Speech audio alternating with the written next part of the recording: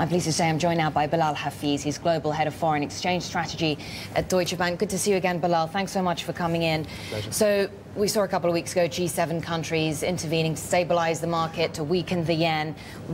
Will that coordination have a long-lasting effect? Will the yen continue to weaken? Our view is no. We don't think it will continue to weaken. Typically, coordinated intervention tends to have a short-term impact on the currency, as we saw 2 weeks ago, but it tends not to have a long-lasting impact. In the end, we think the yen will reach new highs against the dollar, in fact. How high? We think it will get at least down to 75, possibly even lower. And that's off the back of the fact that US yields are still incredibly low.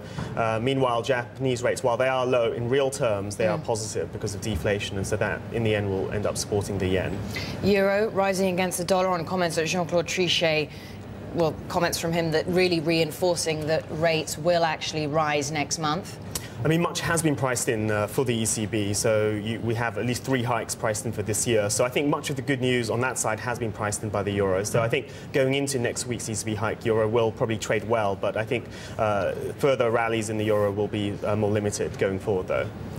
The market seems to be focusing on the debt problems of those fragile countries. We saw some distractions with other developments that were going on, turmoil in the Middle East, Japan's earthquake, but now we're seeing debt concerns really resurfacing, borrowing costs for the likes of Portugal and Ireland on the rise. Yeah, that's indeed true, and I think this will generally be somewhat of a drag on the euro. But I do think the important thing really is to look at the bigger countries, like Spain, for example. It's interesting that although there has been this greater concern about Ireland and Portugal, Spain has actually traded relatively well, the CDS and bonds. So as long as Spain tends to, holds in well, it suggests that contagion is low, which in the end will mean the impact on the currency is relatively limited. Irish officials have been talking about bondholders taking haircuts, in other words, sharing in the bank's losses.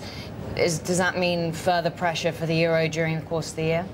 Well, I think the uncertainty around some kind of resolution is going to generally weigh on markets. I think whatever they come up with, as long as it's definitive in some way, then that should ease the pressure on markets. I mean, normally when rates go up, currencies start to strengthen, right? But if the expectation is that higher rates from the ECB will be bad news for fragile European countries, is that going to be negative for the euro? It could end up being negative. In fact, what we have seen in recent years has been where central banks have hiked a few times and then have had to stop because it's had an impact on the economy. Currencies tend to suffer. So I think something similar could happen to Europe. What's driving euro-dollar trade right now? Well, I think the main driver at the moment is just this recovery in risk appetite. After all of these events that we've had in recent months, we're seeing a recovery in risk appetite. Dollar's weak, Swiss is weak, and we're seeing commodity currencies performing relatively well. When are you expecting the Fed to raise rates? I think the earliest the Fed would likely hike rates is at the end of this year. That's when we think they're going to go.